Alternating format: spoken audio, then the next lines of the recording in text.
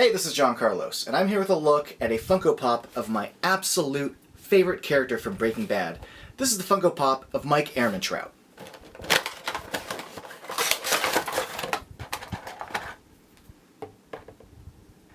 In some ways, this figure is a kind of return to form of the old Funko Pops, where they had a very simple body, where they were just like, their legs were kind of spread apart, bent at the knees, with their arms sort of hanging down in fists. Except this one's got, his hand up with a gun in it.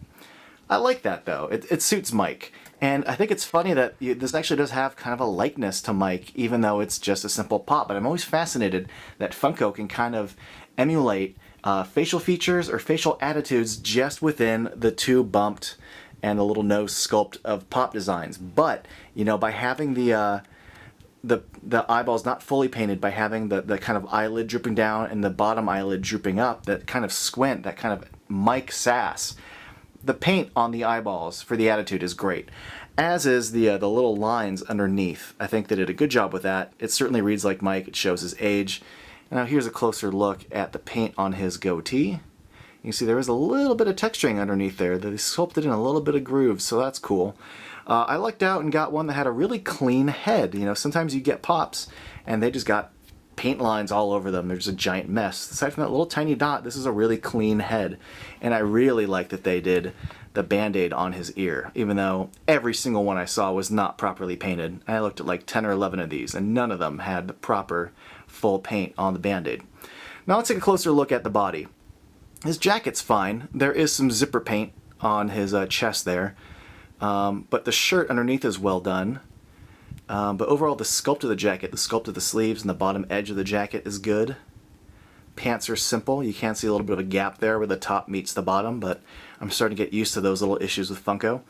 And the shoes are very well painted until you get to the front there, then it kind of bleeds over onto the pants. But other than that front section, I think his right shoe at least looks really good. One issue I do have is with his hand where the gun is.